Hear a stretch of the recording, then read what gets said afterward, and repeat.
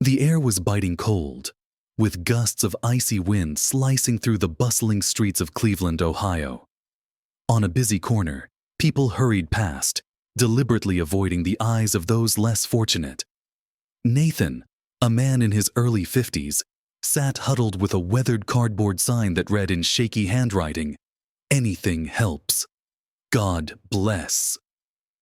His face bore deep lines etched not only by age but by years of hardship.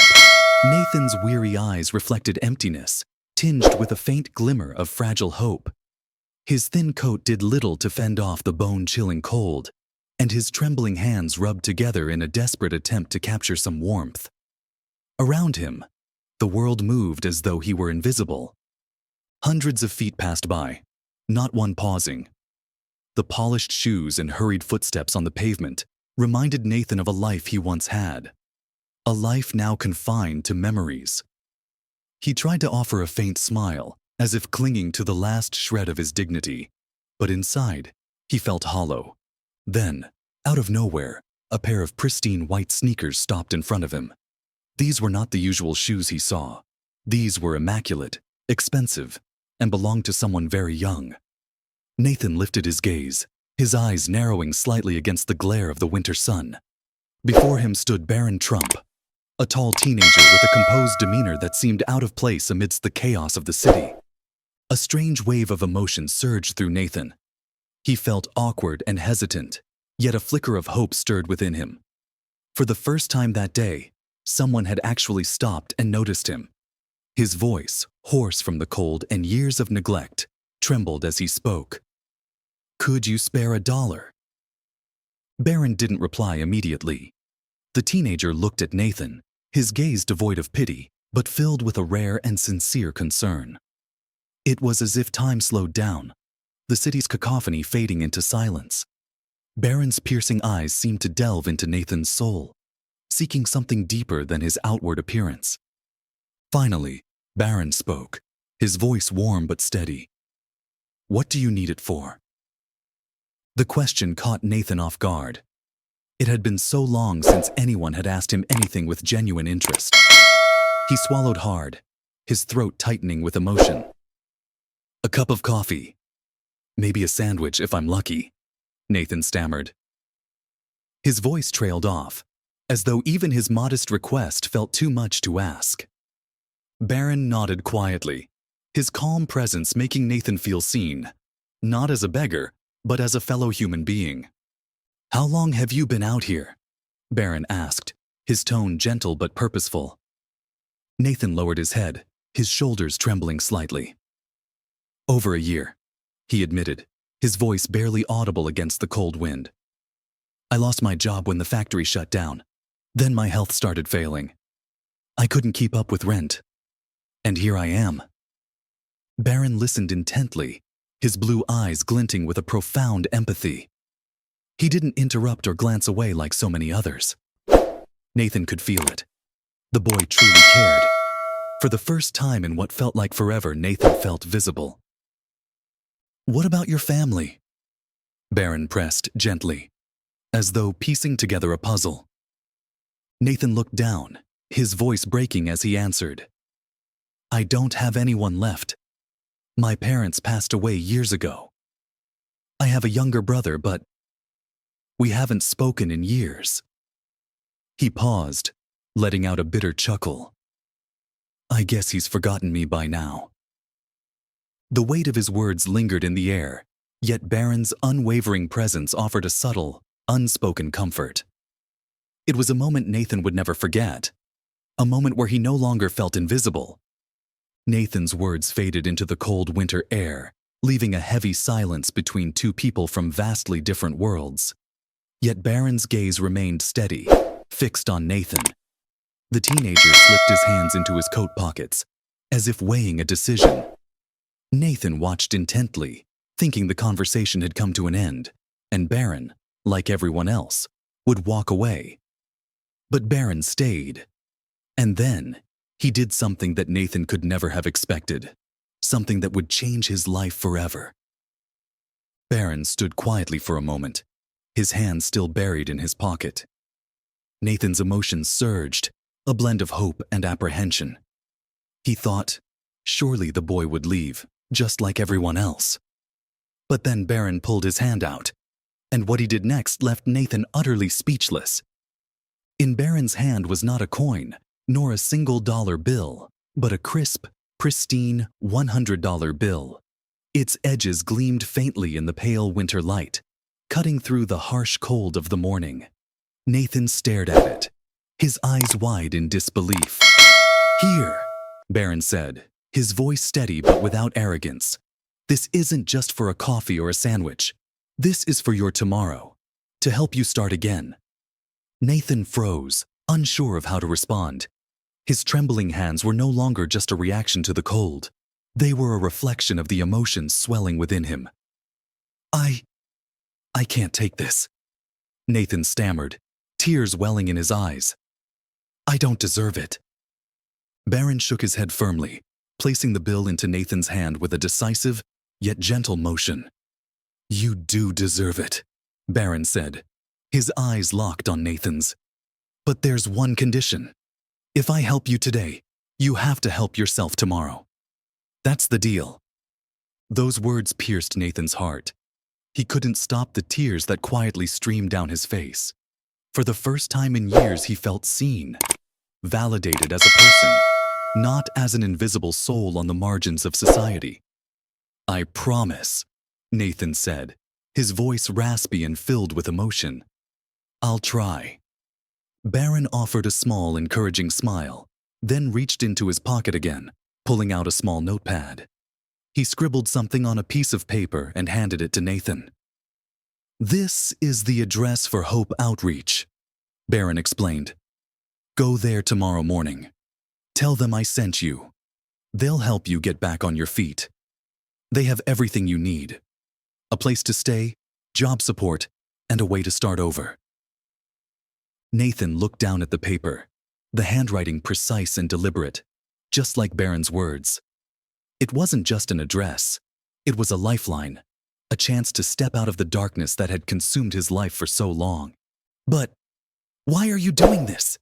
Nathan asked, his voice thick with emotion. "You don't know me. You don't owe me anything." Barron met Nathan's gaze, his eyes brimming with sincerity. "Because I can," he replied. "And because you deserve a chance to start again. Don't waste it." As their conversation continued, a small crowd began to gather. Some paused to watch, others pulled out their phones to take pictures or videos. But Barron paid them no mind. He placed a firm hand on Nathan's shoulder, crouching slightly to meet his eyes once more. "Keep your promise," Barron said softly but with conviction. "Tomorrow is yours. Don't let it slip away." Nathan watched as Barron straightened up and walked away, blending into the bustling crowd. In his hand, Nathan held the $100 bill and the piece of paper, both of which now felt like tiny flames of hope in his otherwise cold and desolate world. For the first time in years, his heart swelled, not with despair, but with gratitude, emotion, and above all, hope. Nathan sat in stunned silence long after Barron had walked away. Overwhelmed and speechless, he held tightly onto the $100 bill and the small piece of paper, clutching them as if they were the last lifeline pulling him out of the darkness. In all his years living on the streets, he had never encountered someone like Barron, a teenager who not only offered help, but also gave him something far more valuable: belief. Belief that change was possible. The memory of Barron's steady gaze and earnest words echoed in Nathan's mind. "Tomorrow is yours. Don't let it slip away." For years, Nathan had made countless promises to himself to turn things around, only to see hope crushed time and again. But this time, something felt different. Barron's sincerity carried a weight that was impossible to ignore. That night, Nathan curled up in his usual corner of the street. The dim glow of the streetlight cast soft shadows across his tired face. As he stared into the quiet night, a small voice inside him whispered, "Try. Maybe this time will be different." The next morning, As the first rays of sunlight broke through the skyline, Nathan made his decision. He stood, brushing the dust off his tattered coat, and tucked the $100 bill and the paper with the address securely into his pocket. His legs, accustomed to trudging through endless cold streets, felt heavier than usual. With each step, doubt crept in. He'd walked countless times before with hope, only to return with disappointment. But today, he forced himself to move forward. After what felt like an eternity, Nathan arrived at the Hope Outreach Resource Center. It was a modest building, its simple sign quietly reassuring. Standing at the entrance, Nathan hesitated. "Do I even have the courage to walk in?" he thought. But once again, Barron's words echoed in his mind. "Tomorrow is yours." Drawing a deep breath, Nathan pushed open the glass door. Inside, warmth enveloped him, a stark contrast to the biting cold outside. The faint smell of coffee lingered in the air, and soft voices murmured from nearby rooms. For a moment, Nathan felt as though he'd stepped into another world. Behind the reception desk stood a middle-aged woman with a kind smile that reached her eyes. "Good morning," she said warmly. "How can I help you?" Nathan hesitated, fumbling to retrieve the small note from his pocket. His hands trembled as he handed it to her. "Barron Trump. He sent me here," Nathan said, his voice barely above a whisper. The woman's eyes lit up as she read the note, and her smile widened. "We've been expecting you," she said. "Come on in. Let's get started." Nathan was led to a small, cozy room where a social worker waited for him. The man's calm demeanor and understanding gaze put Nathan at ease. "We're here to help you," the social worker said gently. "Why don't you tell me a bit about your story? Together we'll figure out how to get you back on your feet." Nathan sat with his hands clasped tightly, taking a moment to steady himself. Slowly, he began to speak. He told of the years he had spent working hard in a factory, of losing his job when it shut down, of how his health deteriorated and his home slipped away. He spoke of the endless nights spent on the streets, battling cold and hunger, while carrying the weight of despair. The social worker listened intently, never interrupting. His empathetic expression conveyed genuine understanding, something Nathan had rarely encountered in years. After Nathan finished, the man leaned forward and said, "Think of this as the beginning, not the end." Those words mirrored Barron's encouragement, reigniting the flicker of determination within Nathan. Within hours, Nathan was introduced to the support systems the center offered. They arranged for him to stay in a warm, temporary shelter, scheduled a health checkup, and enrolled him in a job training program. Each step felt like a dream. Too fast, too generous. Nathan could hardly believe what was happening. That evening, Nathan lay on a clean bed in the shelter, staring at the ceiling above him. The chill of the streets was replaced by a comforting stillness. He reached into his pocket and pulled out Barron's note, holding it tightly. It wasn't just a piece of paper. It was a reminder that hope still existed, and that someone had seen value in him when he couldn't see it in himself. Tears welled in his eyes, not of sadness, but of release. For the first time in years, Nathan allowed himself to believe. Quietly, he whispered into the night, "I won't let him down. I won't let myself down." And with that, Nathan began his journey of rediscovery, one small step at a time. That night, as Nathan lay on the clean bed in the shelter, his mind was awash with emotions. The biting wind and the fear of being startled awake by unfamiliar footsteps were replaced by a profound stillness. It was a quiet unlike anything he had experienced in years, a quiet that wrapped around him like a warm embrace. Staring up at the ceiling, tears silently rolled down his cheeks. They were not tears of pain, but of release, an overwhelming sense of freedom from the burden he had carried for so long. It was a feeling he had thought lost forever. He whispered softly, as if making a promise to himself, or perhaps to someone who believed in him. "I won't let him down. I won't let myself down. For the first time in years, Nathan felt like he could do it. The road ahead was daunting, but he knew he had taken the first step. And all of it had started with a seemingly random encounter, one that was anything but random. In his heart, Barron wasn't just a teenager. He was the spark that had reignited the flame of hope within him. As Nathan walked through the doors of the Hope Outreach Resource Center the next morning, the warmth of the interior enveloped him. It was a stark contrast to the icy chill outside. The scent of freshly brewed coffee lingered in the air, and the murmur of soft voices drifted from nearby rooms. This wasn't just a building.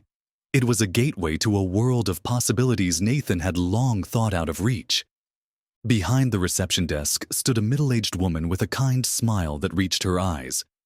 "Good morning," she said warmly. "How can I help you?" Nathan hesitated, his hands trembling slightly as he reached into his pocket to retrieve the small note. Carefully, he handed it to her. "Barron Trump sent me here," he said, his voice hoarse with nervousness and emotion. The woman glanced at the note, her eyes lighting up with recognition. Her smile grew even warmer. "We've been expecting you," she said gently. "Come with me, and we'll get started right away." Nathan was led to a small, cozy room where a young social worker awaited him. The man's demeanor was calm and patient, his kind eyes radiating reassurance. "We're here to help you," the social worker said with a steady but gentle voice. "Why don't you tell me your story? Don't worry. There's no judgment here." For the first time in years, Nathan felt a sense of safety, enough to open up. Slowly, he began to recount his life. He spoke of the long days working hard at the factory, losing his job when it shut down, his declining health, and the downward spiral that eventually left him homeless. His voice was raspy, but every word felt like a piece of the weight lifting off his shoulders. The social worker listened intently, never interrupting, his empathetic gaze offering a kind of comfort Nathan hadn't felt in years. When Nathan finished, the social worker leaned forward slightly. "Your story is not the end. It's the beginning," he said firmly yet kindly. "Think of this as your opportunity to start again, and we'll be here to walk that journey with you." After their conversation, Nathan was introduced to the resources the center offered. They provided him with a temporary place to stay in a warm, clean shelter, scheduled a health checkup to address long-ignored issues, and even enrolled him in a job training program. Everything happened so quickly, Nathan could barely process it all. It felt almost unreal, as though he were dreaming. But as he lay down in the quiet safety of the shelter that night, Nathan allowed himself to believe, for the first time in years, that this was real. Holding on to Barron's note like a talisman, he silently vowed to honor the faith that had been placed in him. And with that thought, Nathan prepared himself for the road ahead, determined to rebuild his life one step at a time. That night, Nathan lay on the bed in his temporary shelter. He felt the softness of the mattress beneath him, the howling wind outside unable to reach him anymore. His eyes gazed at the ceiling, his heart filled with a sense of safety he hadn't felt in years. In his hand, he clutched the small note Barron had given him, a tangible reminder that everything he had today started with one small but profoundly meaningful gesture. Silent tears rolled down his cheeks. Not tears of sorrow, but tears of rediscovered faith. For the first time in years, he believed again. In the stillness of the room, Nathan whispered a quiet vow, a promise not only to Barron but also to himself. "I won't let him down. I won't let myself fall again." And in that moment, Nathan's journey of renewal truly began. Nathan sat in the community room of the center, his eyes watching people as they came and went.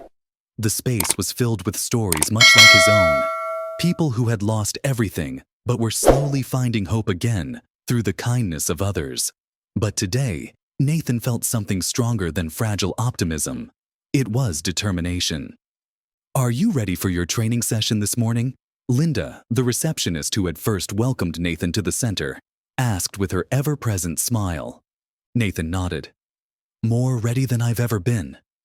he replied, a newfound brightness in his eyes. He stood, adjusting the simple coat the center had given him. A coat that wasn't fancy, but warm enough to shield him from the cold. Every step he took out of his small room felt like an affirmation. He was no longer the Nathan of yesterday. The training session took place in a small meeting room at the center. Nathan was taught basic computer skills, how to prepare a resume, and even participated in mock interviews. Though it wasn't always easy, especially learning new things at his age, he refused to give up. During one mock interview, a staff member looked Nathan in the eye and said, "We're not looking for perfection. We're looking for perseverance, and you've got plenty of that." Those words struck a chord within Nathan. He realized that while age might not be on his side, determination was his greatest asset. While Nathan focused on rebuilding his life, the story of his encounter with Barron was quietly spreading beyond the walls of the center. A passerby had recorded the moment Barron handed Nathan the $100 bill and the note. The video quickly went viral, gaining millions of views within days. In the clip, Barron was seen crouching down to meet Nathan at eye level, handing him the money with a look of genuine sincerity.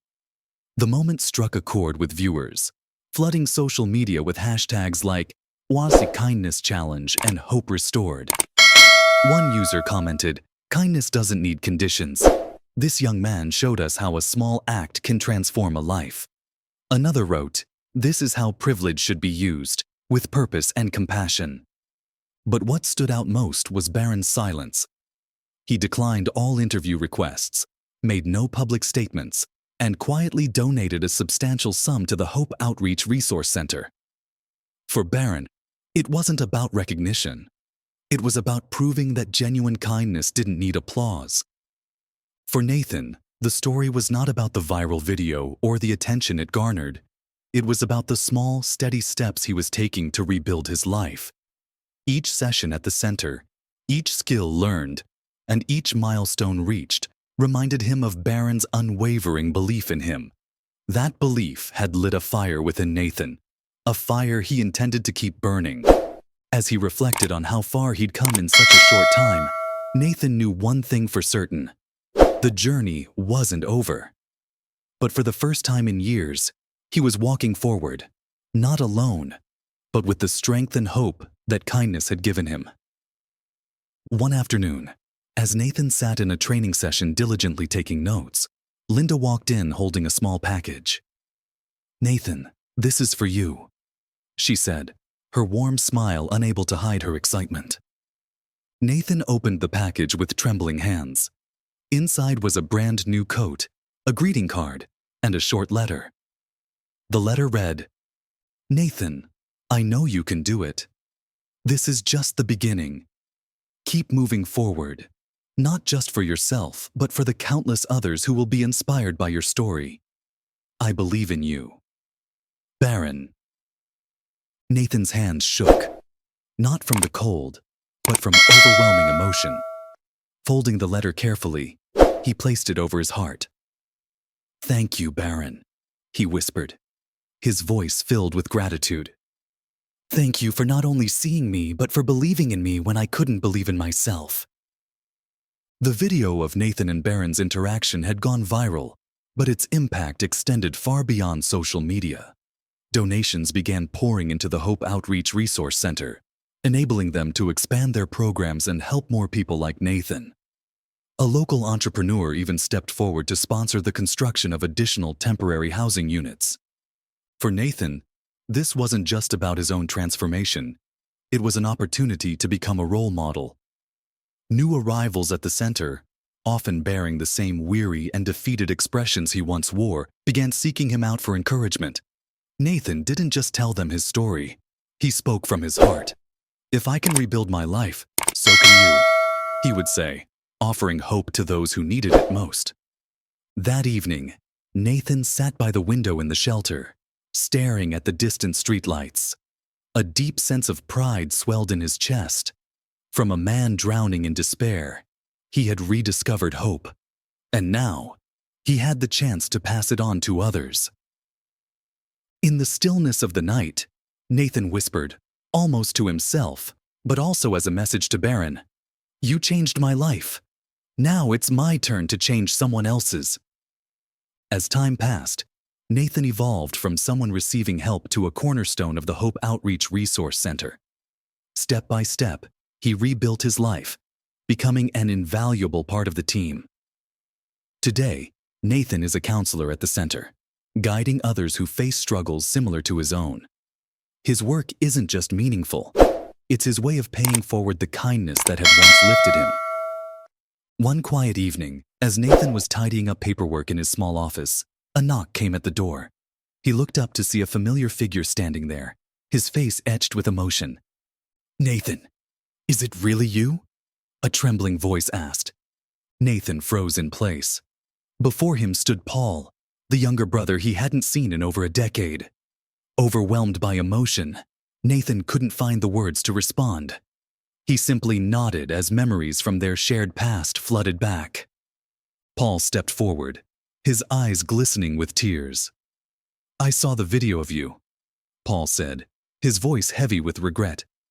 I had no idea things had gotten so bad. I'm sorry I didn't look for you sooner. Nathan's voice quivered as he replied, It's okay.